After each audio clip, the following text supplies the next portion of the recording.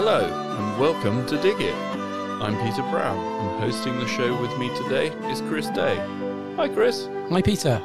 Steve Bradley is a freelance garden writer and broadcaster who holds the RHS Master of Horticulture Diploma and Master Degree in Education. Steve and his wife Val, also a qualified horticulturist, have worked for the Sun newspaper since 2002, writing the gardening page and with the late and legendary Peter Seabrook answering hundreds of readers' questions every year. Over the years, Steve has also written for the most popular UK gardening magazines, including Amateur Gardening, RHS The Garden, BBC Gardener's World Magazine, and Garden Answers, to name just a few. Welcome, Steve, and where do we find you on this spring day? Right, well, I'm actually in the office. We'd set up this meeting and I've just been doing some writing, basically waiting for your call. So it's busy yet again, you know. Excellent. Okay.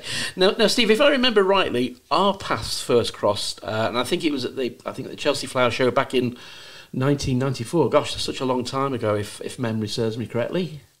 Yes, I think. Weren't you working for a magazine at the time? I was working for Amateur Gardening, which is obviously a magazine you are now very strongly connected with. So yes, strange things happen in our lives, don't they? Yeah, we also worked together on some of these Gardeners Question Time type panels, didn't we? We did. That's very true. Yeah, so we were out and about. Yeah. I remember one we did at.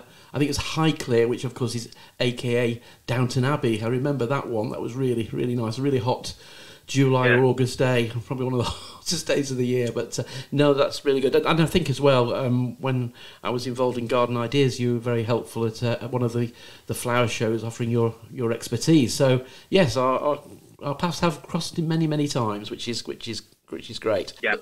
Steve, can we probably start with perhaps your very first encounters with gardening and plants? Well, my father worked in a factory, and so I think, like a lot of people that work in industry, they probably appreciate the outdoors more than many other occupations. And so he took an allotment, and I was dragooned into helping. And I used to complain about it when I wanted to play football, but I found that I actually quite enjoyed it, and it finished up with, as he got a little bit older, I finished up doing more and more on it. And then when I moved away to go to college, I think he probably gave it up a couple of years after that because my brother and sister weren't interested. So, it was one of those things where, if you like, it just ran its course. But yeah, it was, I suppose I was about 10, something like that at the time. And I became quite a bit of an expert at the time on veg, which I remember talking about these things at school, and you do get some weird looks from the teachers.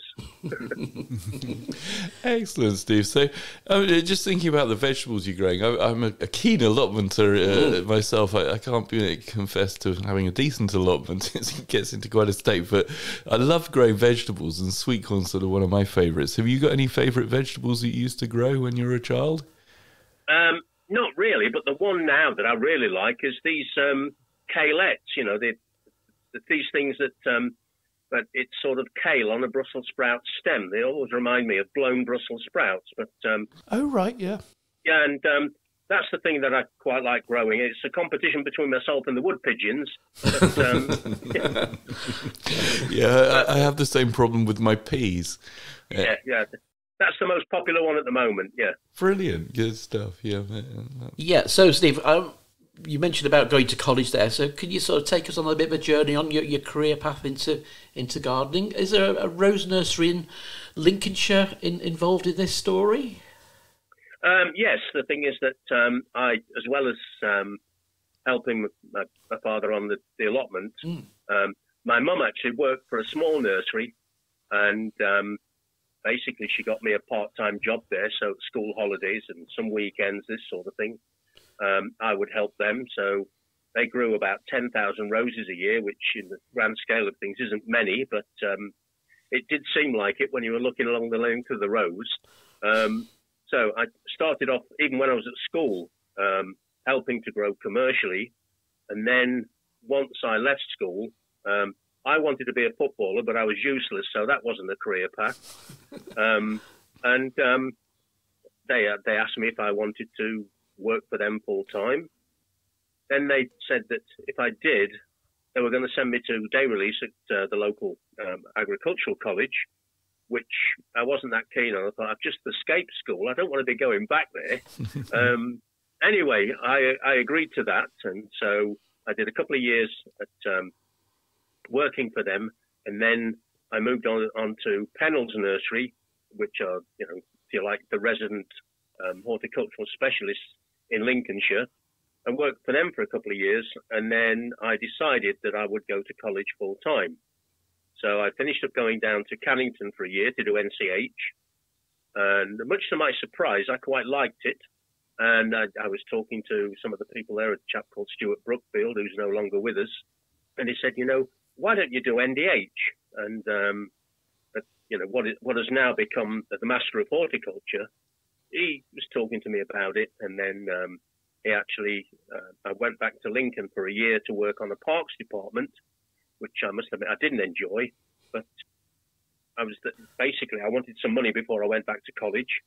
And I applied to Pershore because, I don't know if you remember, in those days, for the old NDH, you did an intermediate year, and if you passed that, you went on to do the finals. Mm-hmm. The reason I wanted to do some parks work was because I wanted to do the general section. I think at that stage there were about 3 different sections. There was a commercial, an amenity, and a general. And I thought, well, I want to put in both camps just in case, so I'll do the general section. And you needed some parks experience, so I put up with the parks for a year. Then I went off to Pershore, and while I was there, I applied to Writtle to do the final. That was the only place in the country that did the final. But I found the Pershore year quite scary because when we got there were 10 on the course, and I always remember, what I can't remember is the right way round for the figures, so you'll have to bear with me. But they were telling us about the failure rate, and I thought, this is a good start, the first week, you know. And oh dear. The thing I can't remember, it was either 127 people took the exam and 33 passed, or 133 took the exam and 27 passed. And, you know, hearing that, and I was looking around the room and I thought, I don't know about the rest of you, but I'm going to damn well make sure I'm one of the ones that gets through this. Brilliant. And got through it okay, and then went on to Writtle to do final NDH. The first, it's just a 1-year course. It didn't work out too well because I finished up failing the exam first time round and having to retake it. The main reason being that during that time, my father had a heart attack, so I was spending quite a bit of time shuttling between Essex and Lincolnshire. And so, you know, I'm afraid, you know, I'm not afraid, I'm proud of the fact that my studies took a bit of a back seat because I was more bothered about my father. Sure. So anyway, second time around, instead of failing, I was something like 3% short of getting the Chittenden Award for the top student in the country. So it worked out all right in the end. Brilliant. And when you were working in the rose nursery, were you sort of doing much grafting? And I mean, commercial rose growing must be pretty intensive, hard work, isn't it? Yes, it is. And the 2 chaps that I worked for, they were both about 6'4", I suppose. Right. And I finished up doing most of the budding because they said I was nearer to the ground than any of them. So yeah, I quite enjoyed it, you know, and I just found that you know, it was one of those things where I also did a little bit of contract work for Wheatcroft Brothers. Yep. It was working a lot with contract budders coming over from particularly Germany, and I used to really suffer with cramp in my legs, and they said, well, you're standing wrong. And they actually showed me a different stance, whereas in the UK you're taught to crouch. Right. Basically rest your forearms on your thighs, whereas on the continent, they stand straight-legged and bend from the waist. So you don't get the backache and you don't get the leg ache that you do when you're crouching. And, you know, I found that was a really useful tip. And once I got used to it, I certainly didn't have the aches and pains that I'd had before when I was using the original stance that I was first taught. Excellent. And I should imagine that stance made your back very strong as well, because sort of bending over like that and holding your back for hours on end must... Well, the thing is, when you're only a towering 5'7", you haven't got much back to ache. So. Was there any other sort of stories from your college years, Steve? Because obviously it sounds like it was a bit of a mixed bag as far as when you got to Writtle. Any other sort of stories you can relate to us? Yeah, I suppose one of the things, and it's probably related to what I've done in the future, is that I remember we had a trip down to East Malling, and at that time, apparently they've redone it, but at that time they'd actually got, well, basically it was a tunnel, and you went down underground into this tunnel, and there were wooden panels on the wall, and when they took these off, they'd got reinforced glass, so that they could actually study the root movement. They've got a plant up above. They've got 2 rows of apple trees, one planted either side of this tunnel. And then they dug the tunnel so they could actually watch the roots develop. And it's the chap that was showing us round. He said, well, so far, he said, people think that plants are dormant. He said, and actually they're not. He said, there's very rarely a time when there's no activity. He said, and we found here that the only time we couldn't detect any activity was on Boxing Day. And he said, we don't know whether that was a fault with the equipment or the eyesight of the people that had celebrated Christmas. Oh, that's great. Oh, gosh. Yeah, but it's things like that that you always remember, Of course, yeah, definitely. And I guess from college, I mean, it sounds like you learnt an awful lot, but how did that then translate into going to sort of freelance journalism?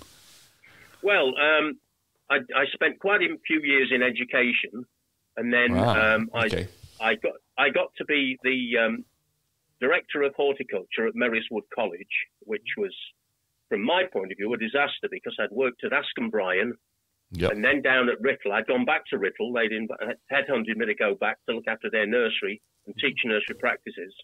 Right. And the thing is that then the chap that I shared an office with, he went down to Merriswood as vice principal, and then he invited me to come down. They were restructuring their management, and that caused an awful lot of resistance and a fair degree of non-cooperation.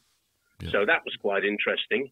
But after I'd been there about a year, we got a new principal, and he was a chap that came over from Kent. And I knew him from before because he was a technician at Pershaw when I was there as a student.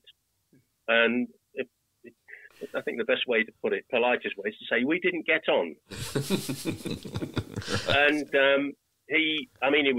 I thought he was useless as a technician. I thought he was even more useless as a principal. Dear. And me being me, I mentioned this a couple of times. And, of course, that tends to lead to things like the sack or redundancy. Okay. In my case, it was redundancy. And the thing is that, all right, it was no satisfaction for me, really. But 18 months later, I was proved right because he left in a hurry. But I'd moved on to other things by then. Good. But while I was at Merriswood, we had a production company come down called 2-4 Productions. And there's a chap called Neil Clemenson and another fellow, David Edgar. They'd always used Kew in the past for their gardening programs, and they wanted to use somewhere else. And they don't know how they hit on Merriswood, but, it's just straight down the A3 from London, so I suppose it's nice and convenient. Yeah. And they wanted somebody, they were making a program called Plant Life.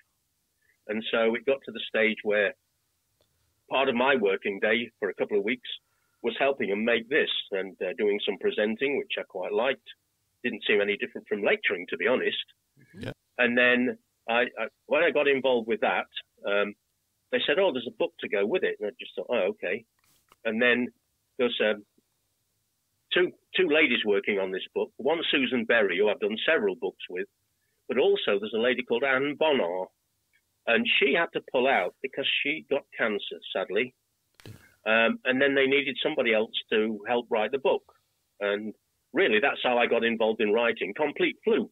Well, in both instances, really, because, it was one of those things where they happened to pick on the college that I was working at to make the program at. and they happened to need somebody to help win the book. So, I dropped lucky twice. So much as I didn't enjoy my time at Merriswood, it worked out all right in the end, as things so far for me tend to have done. So back in the 1990s, Steve, obviously Ground Force was a force to be reckoned with on the TV. A huge, popular BBC makeover programme with obviously Alan Titchmarsh, Charlie Dimmock and Tommy Walsh. And I believe you were involved in the part work project with that. I do remember seeing that advertised on the TV, actually, at the time. Could you tell us a little bit about that, please? Yeah, sure. Well, for a start, before that, I'd worked with the same production company, and we'd done Garden Doctors with Dan Pearson. Mm-hmm. So we'd done 2 programmes on that. And I'd written, well, I say my wife and I don't like saying we because it sounds like you're elevating yourself to the royalty. But anyway, basically we worked on that, and we did the booklet for that. And I suppose because we're still with an agent, and the thing is that when this Ground Force thing started, we were contacted. And then that's a funny thing, just as an aside, when you get tackled for work through an agency, it's quite interesting because, if you apply or audition for something, if you're successful, it's the production company that gets in touch and tells you that you've done okay and you're the one they want, and they say, we'll tell the agency. If you don't get it, they let the agency do the dirty work and tell you that you failed. Oh, dear. Oops. Anyway, back to Ground Force. We were approached about doing the booklets, and basically what happened was that I think it started off with, I think it was 8 programs in the series for a start, and then it gradually went down to 6.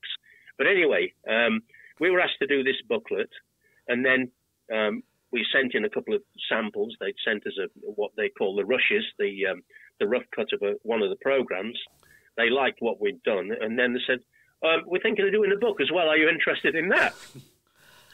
So we finished up doing a booklet for each series, and they'd send the rushes, and we would write to those, because obviously they wanted something that went out as soon as the series started, because, that's when they got the maximum sales.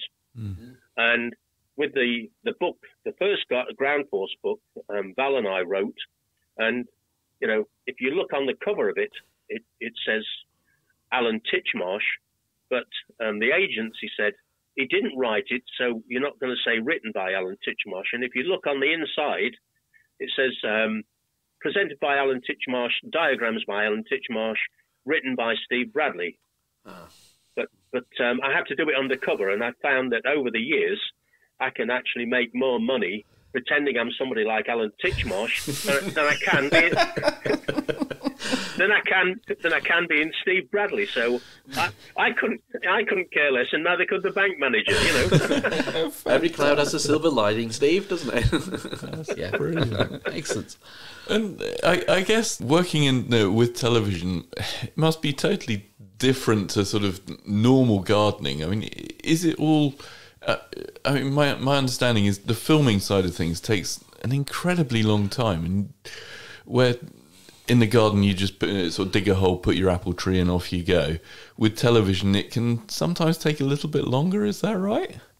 Oh yeah, I mean, we used to talk about when I worked with Dan Pearson, we used to talk about yo-yo plants, because quite often you'd plant something 3 times until the director was happy with it.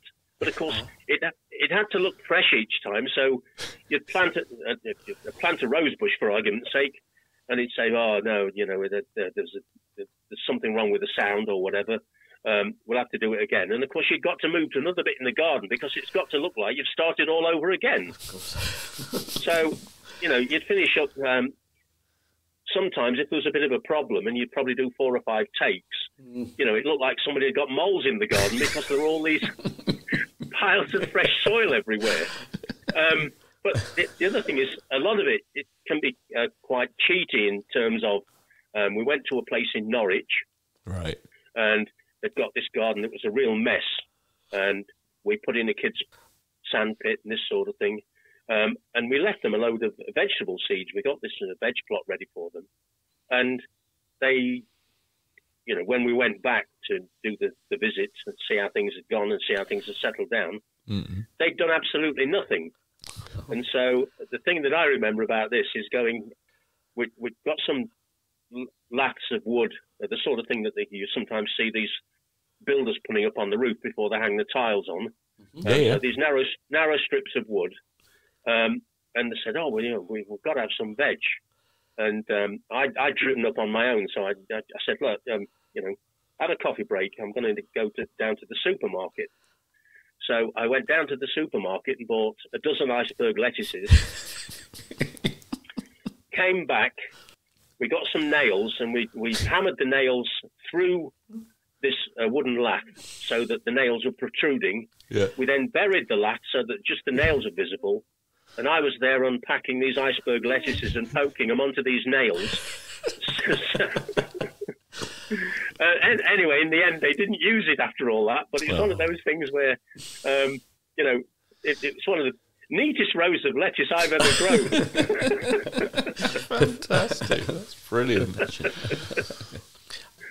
Yeah, Steve, that sort of takes us on to your books. You've written over 40 practical gardening books, I believe. Propagation Basics, which I know won the Garden Media Guild Award for the best practical book. The Pruner's Bible, Winter Gardening, The Fragrant Garden, What's Wrong with My Plant, and I believe the Grafter's Handbook. That's one of your more recent projects. Am I right in thinking that? Yes, you're right. I'll cover that in a minute, but if we can go back to the propagation basics, what you tend to find when you're working with a publisher is that you tend not to hear about anything until probably around about May time, usually about Chelsea Flower Show time. And what they do is they produce, apparently it's a Belgian word it's called a blad. And basically it's a sample of anything up to about 14 pages of what the eventual book will look like. And basically what they do is they say, well, we're interested in a book on container gardening, for an example. Can you work up a blad for us? And it tends to be at a time when basically what they do, they palm this work off onto you so that they can clear off on holiday. And then the blad's there when they come back so that they can take to the Frankfurt Book Fair, which is in about October, I think. And then basically they sell the idea and then we start working on the book. But with that particular one, it was a real rush job.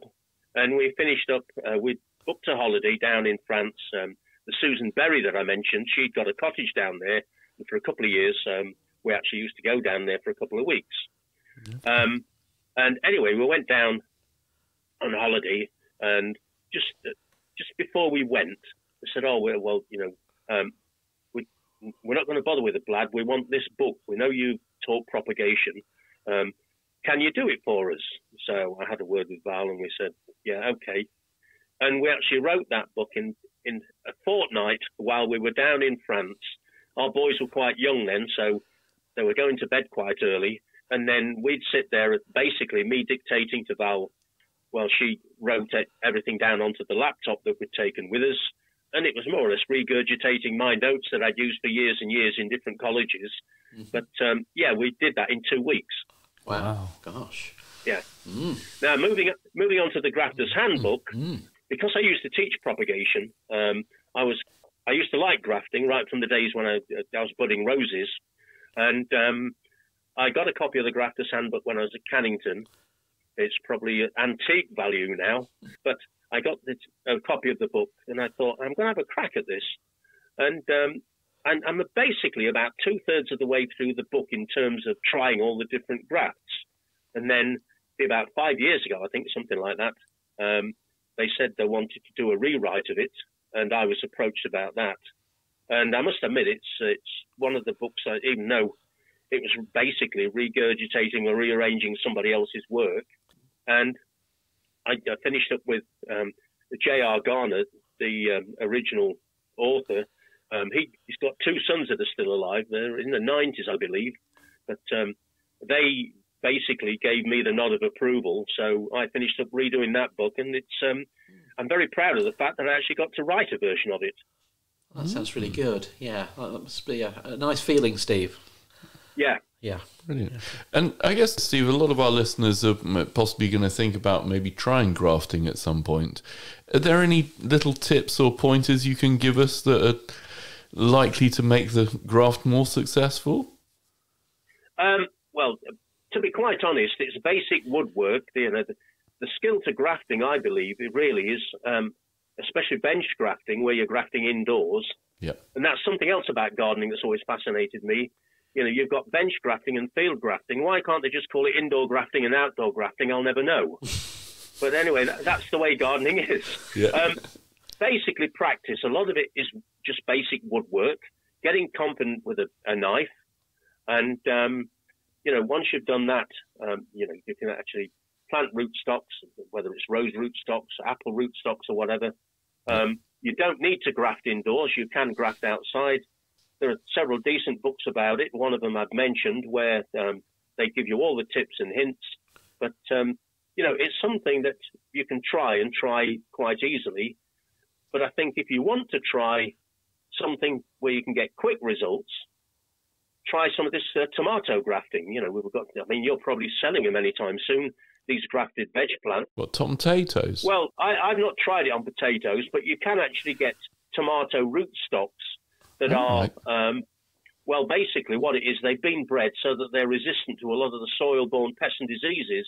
Right. This idea of growing in the greenhouse border soil, and you've got to change it every couple of years. If you use these resistant rootstocks, you don't need to keep changing the soil, and you can graft onto that the variety that you want, whether it's Moneymaker or Roma or whatever else.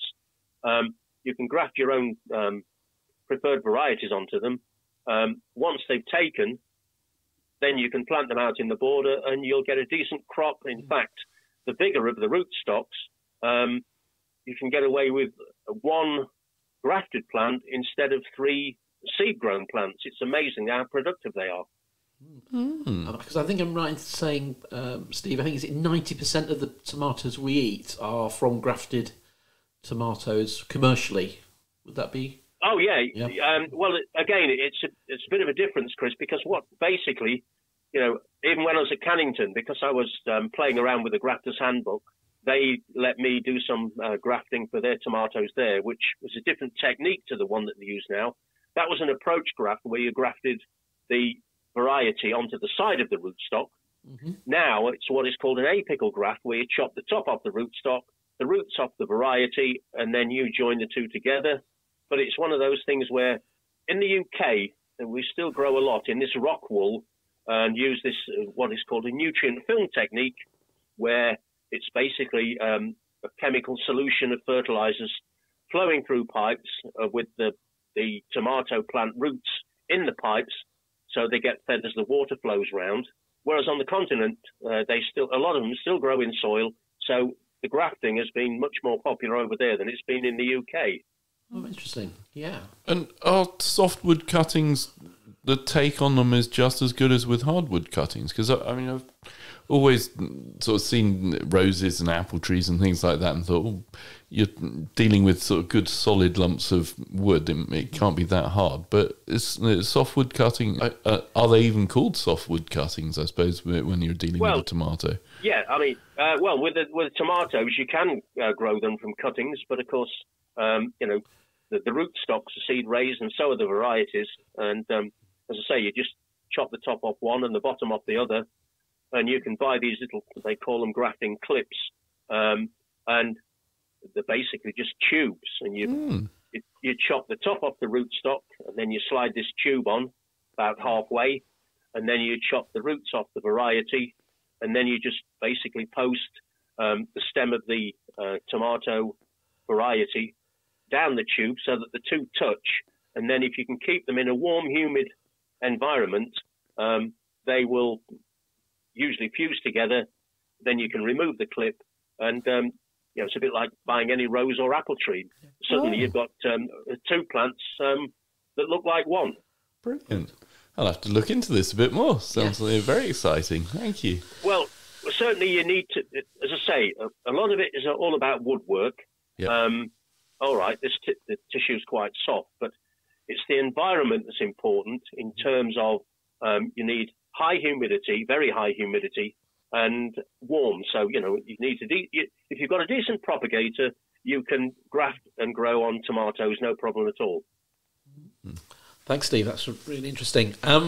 So, next to the Sun newspaper and working with the legendary Peter Seabrook, obviously his loss was felt across the whole horticulture industry last year.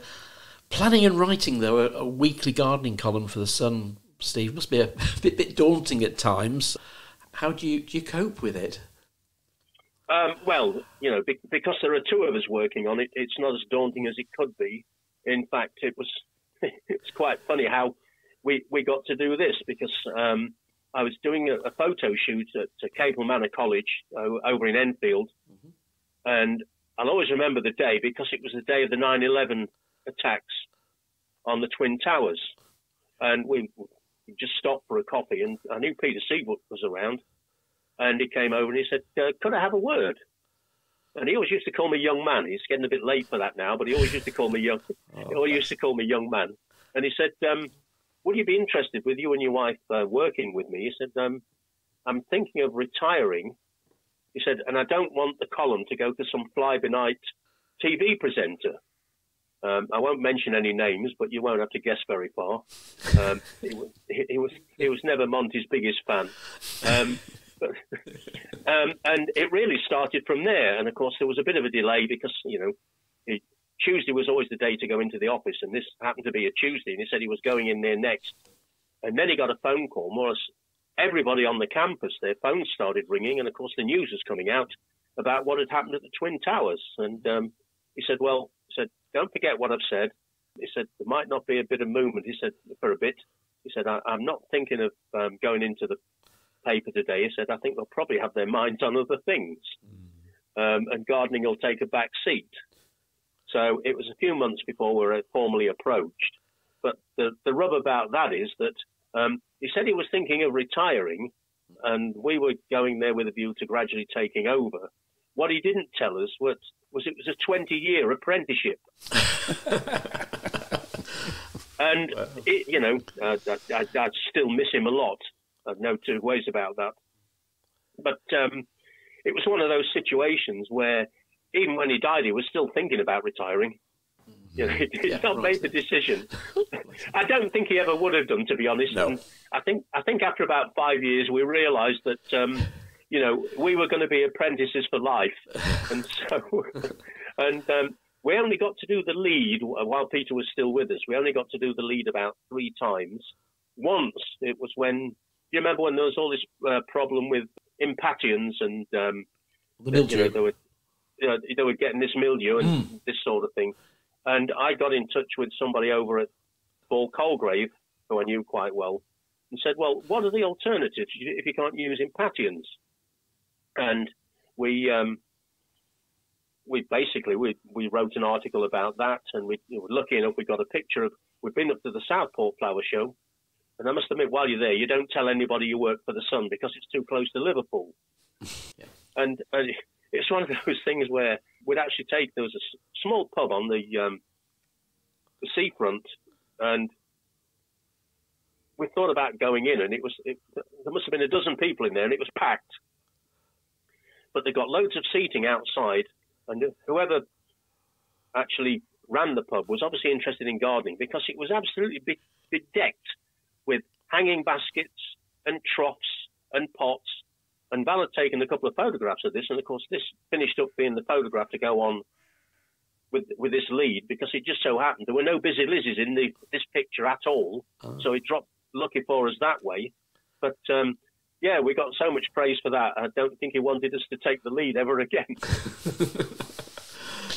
Brilliant.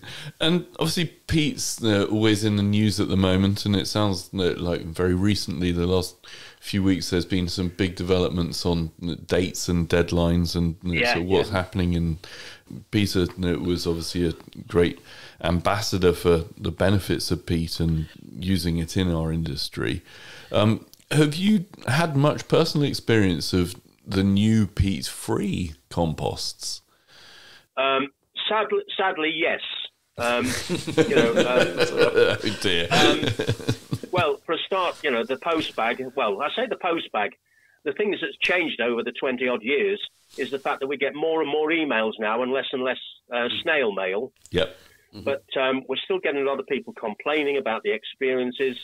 For the last 2 years, and we're into the third year of doing it now, we've done trials. We pick 6 peat-free composts and we trial them for amateur gardening, and then we send in an article along with the photographs that have been taken. And I've been told that 1 or 2 companies reckon they've just about cracked it. But so far, I think if you grow plants in rubbish, you get rubbish plants. Mm. I'm not a fan of peat-free, and this is one of the few things where Peter Seabrook and I disagree, because he'd worked for, I think it was Fison's when they used to sell peat, and he'd basically been a peat salesman. So it was always thrown at him that you used to sell peat because you're always going to back it. I reckon that what we should have been doing all the time as an industry, and it's the approach I've always taken, is that we should have been showing people how bad these alternatives are. Because I think, it's better than let devil you know. It's all right singing the praises of peat. Everybody's got used to peat. And then, what annoys me is that we're trying all these different recipes. Quite often they change every year. And it really irritates me that in fact, I've just done an article that's going to go into the amateur gardening about the end of April, where I've said that, you've got all these non-government organisations been screaming away about getting rid of peat. And basically what they did, particularly the wildlife trusts, and they actually had pro formas made so that their members could fill them in and send them. And when the government did a survey, there were about 5,500 replies, just about all of them on these pro formas. So you finish up with 5,500 people dictating to, I don't know how many million gardeners there are in the UK, but, it's how many decimal points back do you want to go to look at the people who have actually got their own way. And the other thing that irritates me is that they've spent all this time screaming about you should get rid of peat. None of them have put their hands in the pocket to actually help finance this. It's all been done by the peat producing companies. And I just think we've gone too far too fast. Yep. We should be at 50%, 40% peat, and the rest with the different additives. And I think it's going to come back to bite us. Well, I certainly think the next few years are going to be very interesting with regards to what the general public can actually get their hands on, because by the sound of it, the actual growers are going to get a little bit longer to still be able to grow their sort of plants in peat plugs. And obviously, but us amateurs, we're going to have to go with the peat-free stuff. Grim and bear it, as they say. Yeah, it's interesting. Well, I was going to say, Steve, it's interesting. I went over to the Netherlands a few weeks ago, and I was chatting to one of their garden centre people, and they were saying that the Dutch, like a lot of the European growers, have no interest in going peat-free whatsoever. They're just watching what we do in the UK, probably quite interestingly watching how it sort of pans out. But I think at the end of the day, we as you say, we are in a very difficult situation now that we need a product which is predictably good, and that's the problem. It's just predictably not so good for a lot of people, and how they manage it. Yeah, and the thing is, as well though, Chris, what do you use?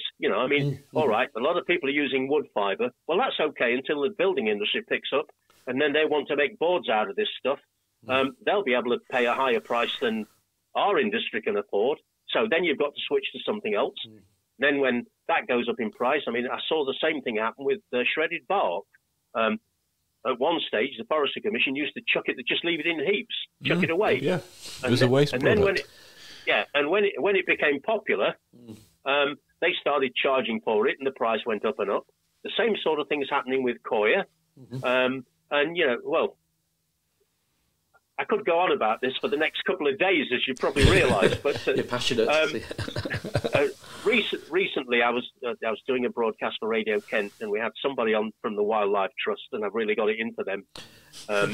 And they were doing some sort of survey, and they've got this lady on, and the main presenter, Andy Garland, said, "Are you going to do the bird survey?" I said, "No, and I'm not doing anything to support the Wildlife Trust."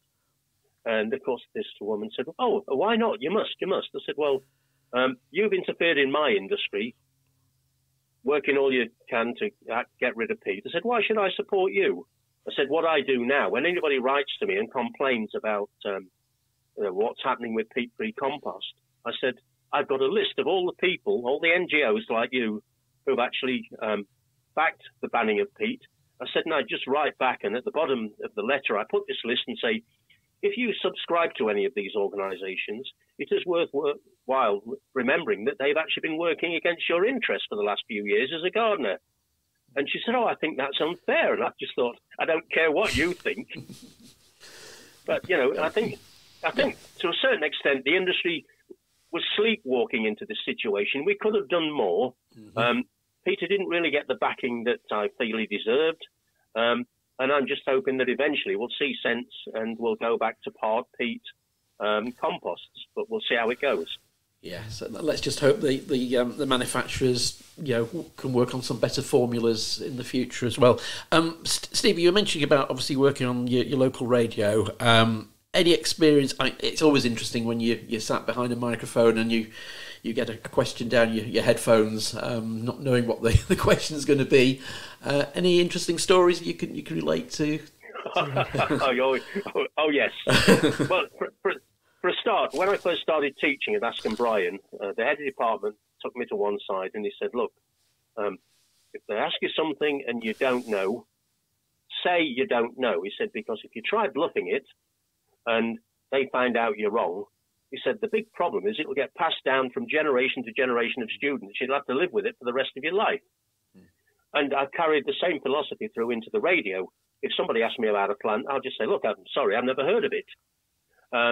But as regards to what's quite interesting is that you start the broadcast. I'm going to be doing one this Sunday morning, and you start the broadcast, and all right, it's a 4-hour broadcast, which sounds like a long time, but if you bear in mind, it's Radio Kent, so you get all the travel down to Dover and the strikes of the air traffic controllers and all the rest of it.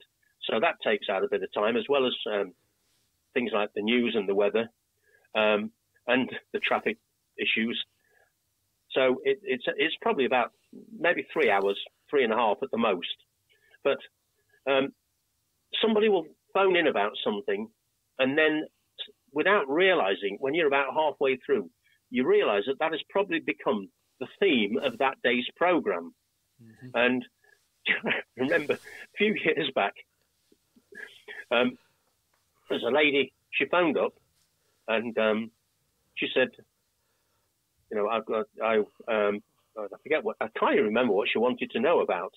And I started to talk and reply to her query, and her dog started barking. Mm-hmm. And so I stopped. And then at some point I said, "Are you going to feed that dog?" And she said, he's been fed. She said, "He always barks when you're on. He doesn't like your voice." Oh, no. So I just said, "You're not going to make it big when even the dogs can't stand you." And then we were getting people phoning up after that, and they'd start off with, "Woof, woof, I've got a question about apple trees." Yeah, that's good. And then another time, there was a lady, again, it was a lady, she phoned up, and she asked me a question, and I started to reply, and she was talking over me. So I stopped, and she stopped, so I started to reply, and she started talking over me again, and this happened for a minute or so. And I just said, "Look, just let me make a point here." I said, "The art of conversation is that we take it in turns." And she said, yeah, okay. And I started replying to her, and she started it again. And I said, "Look, why can't you listen when I speak?" And there's a voice in the background, I assume was the husband, and he said, "I know what it's like, mate, I can't get a word in." So this lady just said, "Shut up, you." Great. And from then, that was in the first hour, and from then on, everybody else, they'd ask me a question, and then as they finished, I went, "Oh, just shut up, will you?" And it just went all the way through, and I like shows like that because you spend most of the time laughing rather than actually, it doesn't seem like you're working at all. I think that's it. I mean, we've certainly been really enjoying doing this show. It's always interesting sort of speaking to people about their passions and loves, but equally the humour that you get out of people is just enlightening, and it makes you smile at the end of the day, which I think is great. Most definitely. Yes, we need more of that, don't we, these days? Yes. Yeah. Well, I do think, though, with gardening, you've got basically the ones that, like yourselves that have been trained and experienced in the industry, and then you've got what I call the newcomers. I tend to find that the established gardeners, regardless of what your qualifications are, they seem to be quite generous. I do find that a lot of these TV types that have come in, for a start, it irritates me that they call themselves a gardening expert after 2 programs. But also, they don't seem to have the generosity that's inbuilt into most natural gardeners. And I do find that quite interesting. You know, I know 1 or 2 of them that I've met, got on with fine, but they don't want the public anywhere near them. They won't answer any questions. I've sat on panels with some of them, and basically they just sit there and point at me. And I just think, there's something wrong here. You're getting paid 10 times what I'm getting paid, and I'm doing all the damn work, you know. Yeah. But isn't that the thing with gardening? It is all about sharing knowledge, and like you're down the allotment and you're talking to your neighbour, and like they're growing a courgette and you're growing a courgette, and you discuss the flavours and which ones have done well, and I think that's one of the lovely things about it. Is and same with the NGS scheme, isn't it? I mean, that's all about showing off what you're proud of and talking to people about it. It's lovely. I always think, Steve, as well, it's all about, and Peter here, I think it's all about sort of having a natter over the garden fence, isn't it? Having that conversation, which we do less of. You know, it's all social media now, and you know, people getting to know their neighbours. I think I saw some research that doesn't seem to happen, but usually the garden is the common bond. That's what brings you together, whether it's a problem with a hedge or a bamboo which is starting to infiltrate your neighbour's garden. There has to be a common theme. So let gardening be that. Hopefully, it'll bring a bit of sanity to our world. Yeah, but you see, I think the key point is that you can't share the knowledge if you don't have it. True. Yeah. I mean, the other thing is that this sharing. Andy Garland, the chap that I work with from Kent, he's moved house now, but he used to have an allotment in Sevenoaks, and I was asked to go over there once myself, and because I alternate with somebody else, we do weeks about, and we were asked to go over there and basically judge the allotments for them. And I naively thought I was going over there to judge the plants. So when I got over there, I found out, and this is probably a reflection of the way that I used to dress when I went into the studio, I was judging the scarecrow competition. No. So I judged this, but one of the funniest things was that I walked, they'd got like a row of little sheds and a couple of taps, and you weren't allowed to use hose pipes, you had to run about with cans. Yeah. I walked past these sheds and I saw this scarecrow, and I did a double take because there was 2 ladies that got this plot, and they were sharing it. In fact, it was a half plot that they were sharing, and the scarecrow they'd made, it was basically an effigy of a woman. They'd used pairs of tights to make this caricature, but all she was wearing was a fig leaf. So basically, it was a nude with a with a fig leaf holding a hoe. Okay. And I took a photograph of this. I thought it was brilliant. Didn't win. I think it came about 3rd. But anyway, that was the only time that a nude has ever appeared on the gardening page in the Sun, because I took it in to show them, and they said that's the lead for this week. Brilliant. But the other thing about it was that they'd got one greenhouse, and all it had got in was these 40-gallon drums, whatever size they are, and whoever arrived first would fill these drums with cold water. And then as people arrived, I noticed they were all going over to this shed, this greenhouse, and then coming out again, only stopping for a minute and then coming out again. And when we'd finished doing the judging, Andy Garland said, "Oh, well, come on, let's go for a beer." And I thought we were going to go up to the pub. So we went up to this greenhouse, and for a start, it had got a big sign outside, probably a couple of feet across, and it somebody was obviously one of the allotment holders, or somebody they knew was quite a good artist, because it was called the King Edward after the potato. Yeah. And instead of a king's head, it was a potato. But Andy went inside and he put his hand in these barrels, and what they did, apparently, there used to be a pub just off from the allotments, just down the road, where they used to go and basically have a beer, and if you got loads of carrots, you'd swap with somebody's courgettes or whatever. And that all stopped at the pub simply because, the pub closed. So what they did, they got this redundant greenhouse, they did it up, they put these barrels in. They used to bring the beers, tins or bottles, and drop them in there. And there was a bit outside of it, sort of, I don't know, maybe 7 or 8 square yards, that was neatly mown. And they'd turn up, and then there'd be trugs or polythene bags, this sort of thing, with potatoes in or carrots or whatever. And it was a bit like, I mean, I've never been to anywhere like Africa, but it's a bit like you see these pictures of bazaars. They've got all these things out, and there was all this trading going on. It was all you got this image of, I'll I'll bid you 3 courgettes for a dozen carrots, sort of thing. Wow. And they'd all stand there and have a beer and basically divide this stuff up, because whoever had got a surplus had probably had a failure with something else. Yeah. And so, and they could all go home and claim, as one of them said, he said, we can all go home and say what perfect gardeners we are because we've got such a wide range of stuff. Yeah, that's good.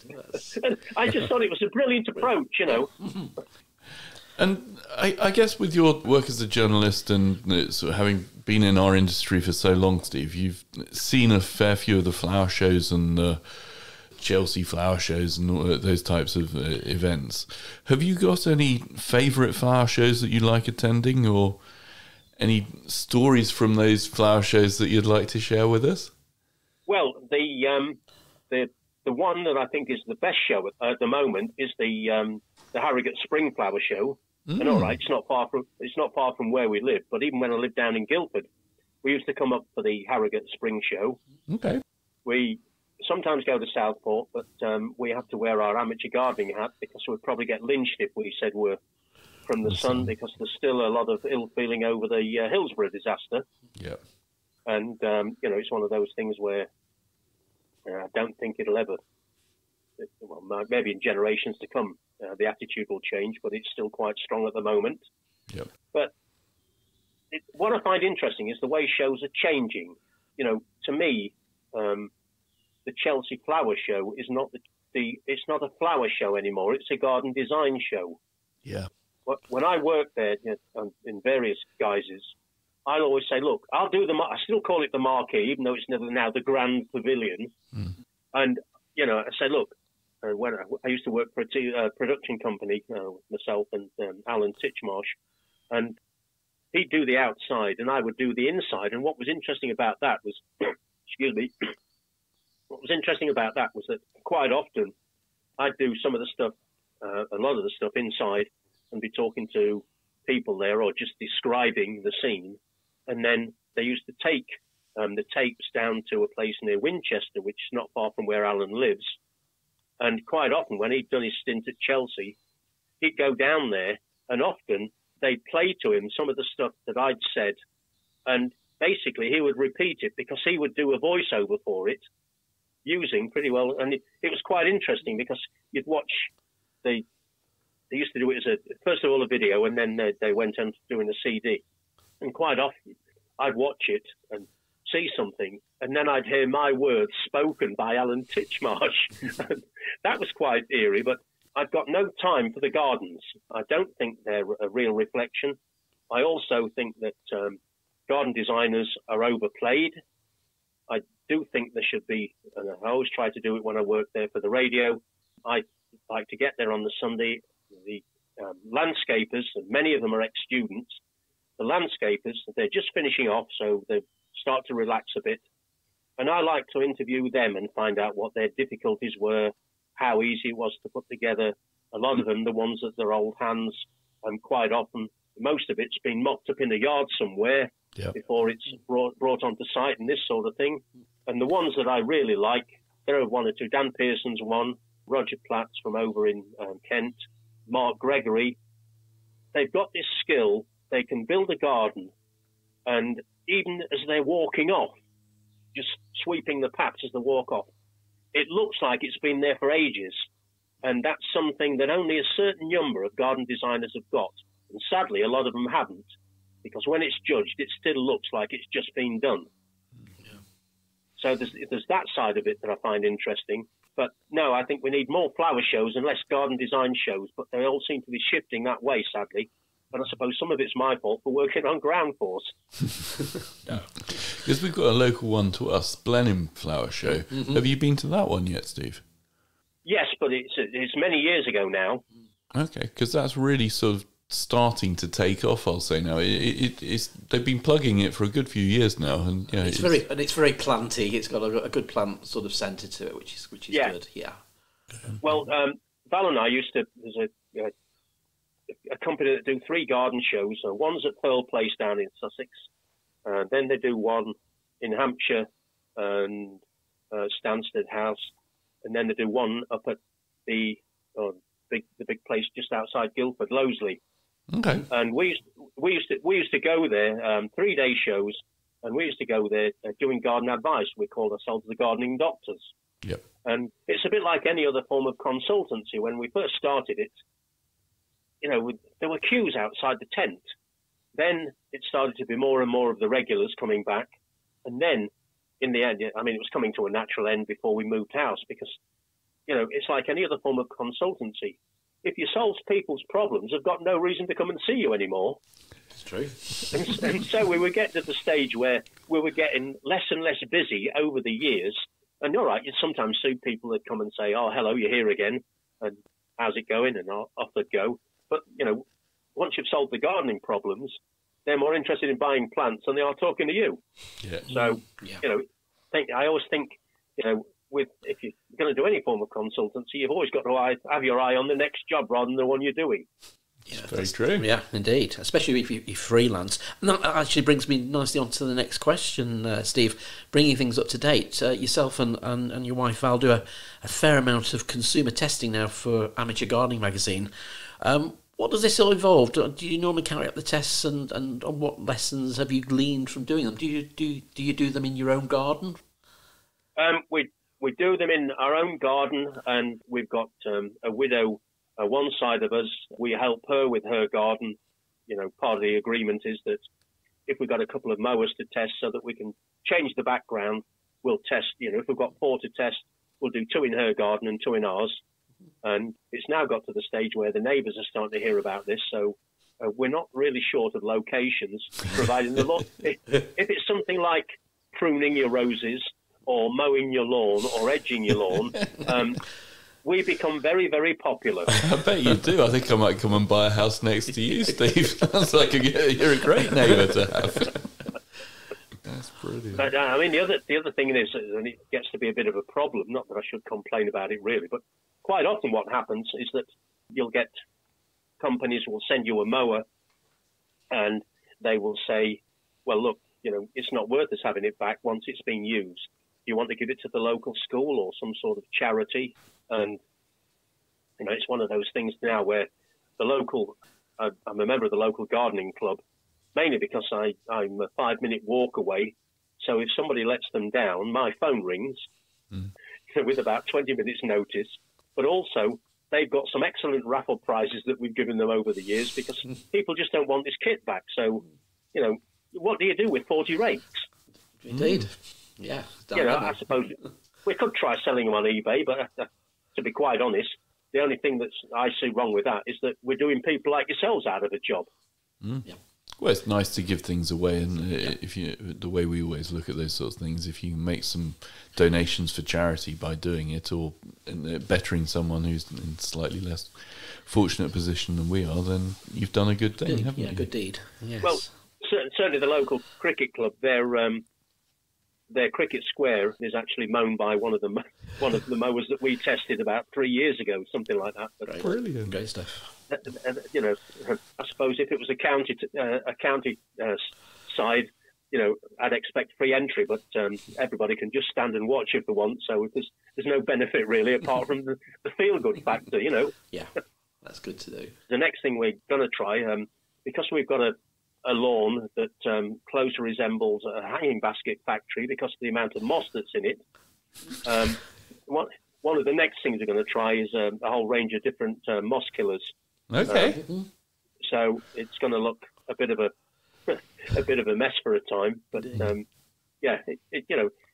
we enjoy doing it, and it's nice to get the feedback from people. I was thinking of buying a chainsaw, and you've recommended one of these battery ones rather than a smelly petrol-driven one. This sort of thing. I always read Amateur Gardening every week, and I read it mainly for the consumer tests that you're doing. Which it's nice to know that people actually look at the page rather than skim past it. Brilliant, good stuff. And I guess you've obviously tried a lot of bits of kit. You've grown, I'm imagining, quite a few different plants. What's the sort of best piece of gardening advice you could give to our listeners, to someone maybe just starting out with a new garden? Be patient. Yeah. Always be patient. Quite often, mostly with the radio, we get people saying, look, I've just moved into this garden. I'm going to do this and I'm going to do that. And I always say, wait a year. Yep. I once had the experience of digging up a plant and chucking it away. And I bought a replacement.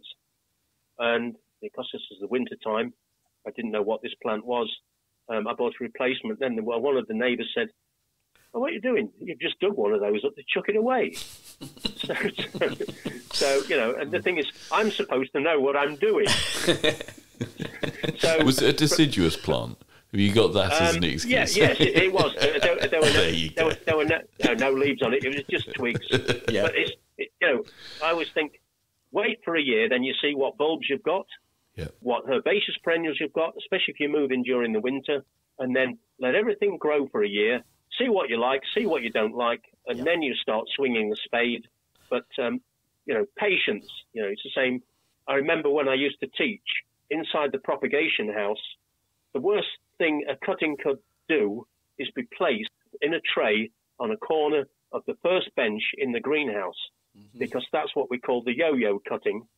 Because anybody that went in, they're raising cuttings in here. I wonder how they're doing them. The one right on the corner by the label always got picked up to have a look, see if it got any roots, and then shoved back again. And of course, it didn't have a snowball's chance of rooting because it was spent most of the time in and out of the compost.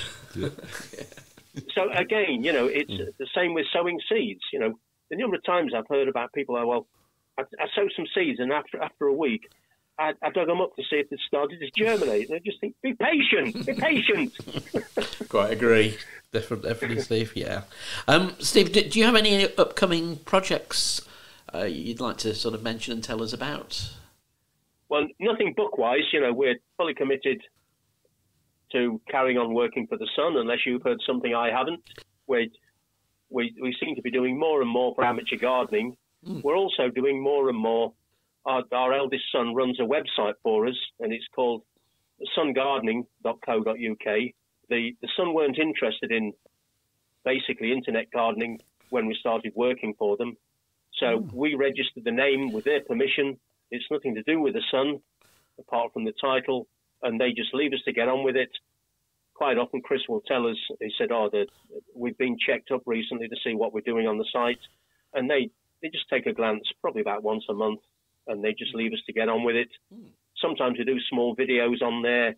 Often I will answer questions to camera, and quite often those, we don't use people's names, but quite often we will actually pick out questions that have been written in or emailed in, and we'll actually answer those, and they go out on the internet. We've got some of Peter Steebrook's work on there from years ago, videos that he did. But what I find interesting now is that, especially the letters, I don't know whether it's the cost of postage or what, but you used to get a letter or a postcard with one question. Now you can get 4 or 5. You know, they certainly get their money's worth out of the stamp.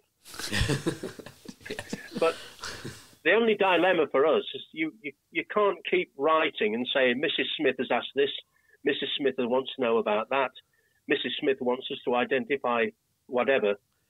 And so quite often we have to use probably a made-up name but a real location. You know, if Mrs. Smith's in Wrexham, you'll find that over a 6-month period there might be several questions from Wrexham.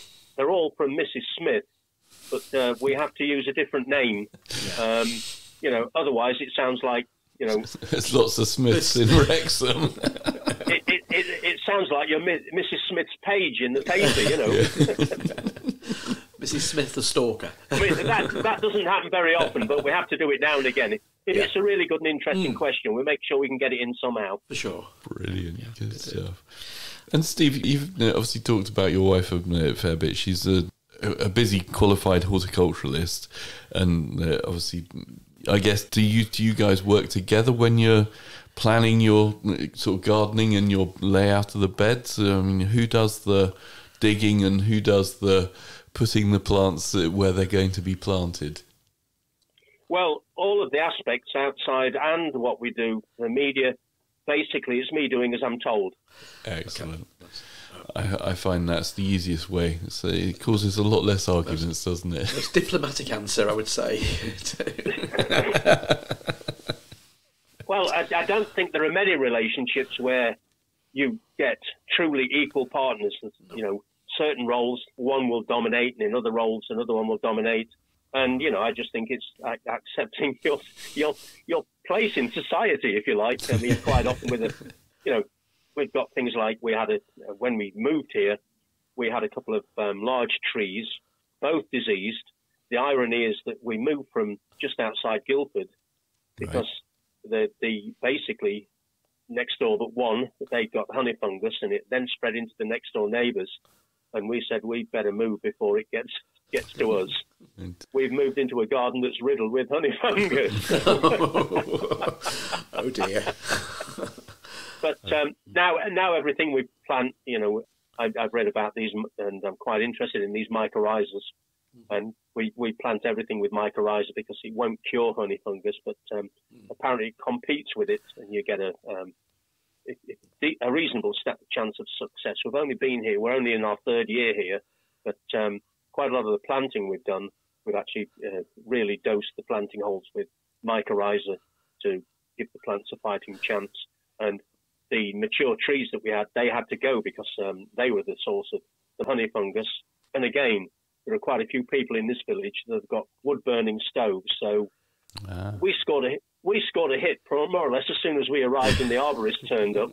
You know, and it's one of those things where one of them was a big beech tree, and he said, well, we'll need to go next door to take some of the limbs off. And he said, and it's the widow lady that I mentioned who's next door. He said, what's your neighbour's view on this? And she'd come out to see what was going on. I said, why don't you ask her? He said, oh, well, we're going to take this tree down and we'll need to get into your garden. She said, come in, I'll make you a cup of tea. So she was as keen to get rid of the tree as we were. Yeah, it's good to hear you using the mycorrhiza. It's a product we certainly we've been pushing for quite a few years. The root grow, empathy root grow is the one we like here. Yeah, and it's and it's got an endorsement from the RHS as well, so it's in good company. Well, it's one of those things where I'd like to do an article for Amateur Gardening, and I've discussed this with the editor, but I can't get any pictures of what happens underground. You know, it's all right, you know, you read the packet and it says what the benefits are, you know, better access to nutrition, more drought tolerance, this sort of thing, an element of disease resistance.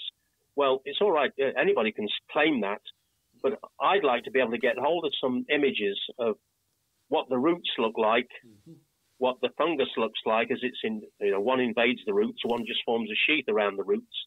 And I think it would give a lot of people a lot more confidence if they could see the stuff that you get in these science books when you read about mycorrhiza. And then the other thing I've just been reading, which really interests me, and I don't know where I can get hold of any, but there's a fungus called Trichoderma viride. Yep.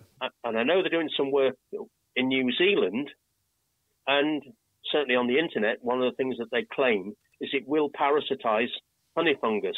And I reckon if you can get a system for manufacturing that, you're never going to need to work again, because the problem with honey fungus, people, it just scares people to death. And I just think if you can offer something that will at least check it and even better deal with it, you're onto a winner. Okay, well, watch this space, I think, is the key right, there. Okay, well, so long as I'm in for 10%, I wish you all all the best. No, that's great. That's really interesting, Steve. We like to put our expert guests on the spot, Steve, so if you were ever stranded on that, that virtual desert island, which plant or gardening implement would you like to be stranded with, and maybe why? Well, let's see. I suppose it would be either Peter Seabrook or Alan Titchmarsh. We've worked with both, Peter more than Alan, and if I got to pick, I think it would probably be Alan, because he's done lots of other things as well as horticulture, whereas, much as I love Peter to bits, and I'm still sorry that he's gone, I think you can only talk about gardening for so long without getting fed up, to be honest. That's very good. And, I mean, you've shared some brilliant tales with us so far this podcast. It's been really interesting chatting to you, Steve. I've really enjoyed it. Have you got any jokes for us? No, I'm afraid I don't. I can't tell jokes. Sometimes I can turn something into a funny situation, but what I'll do is I'll leave you with this. We went down to the show. We don't go now because it's so far away, but there's a show down on the close to the south coast called Grow South. Right. And we used to go down to that when we lived near Guildford. Peter used to arrive, and they always used to call him the late Peter Seabrook, because he'd stop at a couple of garden centres or a nursery on the way, so he never arrived on time, but he was still working. Yeah. Anyway, we were quite surprised, because this year we got down there, and we thought, we'll have a coffee before we start going around the stands. And Peter and his wife were sat down, and we were amazed he was actually there before us. Anyway, we got a coffee and we sat down, and you could tell something wasn't right. Peter was dabbing his tie, and Margaret was looking quite upset, and Peter was looking a bit annoyed. And I just said, well, what's happened? And Peter said, be careful with the milk. And the milk for the coffees, these sell it in tubes quite often. Yeah.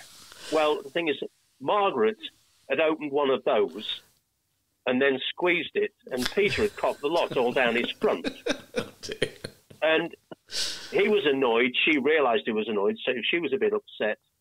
And this is what I mean about not being able to tell a joke. Because I just said, well, it could have been worse. It could have been ketchup.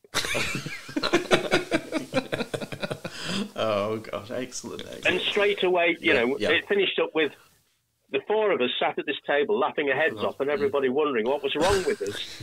And, afterwards Val said, that was a brilliant way of actually alleviating a really tense situation. Yeah, diffusing it, yes, definitely. But it was, it's just one of those things where, doesn't matter what you look at, 9 out of 10 times, it could always have been worse. Indeed. And I just honed in on that, Well, thank you very much for sharing that with us, Steve, and all the tales today. It's been really fantastic interesting talking to you.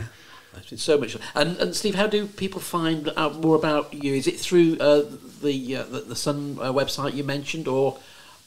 Yes, it's www.sungardening.co.uk. Brilliant. And lots of people think, they're going to get page 3 girls and this sort of thing, but it's nothing to do with the Sun at all, apart from they gave us permission to call it Sun Gardening. And you've probably gathered by now that I do make a living talking to people. Yeah, that's what it's all about. Steve, it's been an absolute pleasure. We'll make sure we've got links on our podcast show notes to that and to your books and such like as well. So, thank you very much for your time today. It's been really, really interesting. It's been great. Great. Thank you very much. Thank you. Well, thanks for asking me. I've really enjoyed it. As you can probably tell, it's the same when I do talks to gardening clubs. They find it's difficult getting me to shut up rather than get me started. You've probably found the same. Not at all. No, it's been an absolute delight, and thank you for your honesty as well. Well, thanks, and it's been a pleasure. Thank you both. Today's show was brought to you by Buckingham Garden Centre and Nurseries. The show was hosted by Chris Day and Peter Brown. The show was produced by Peter Brown.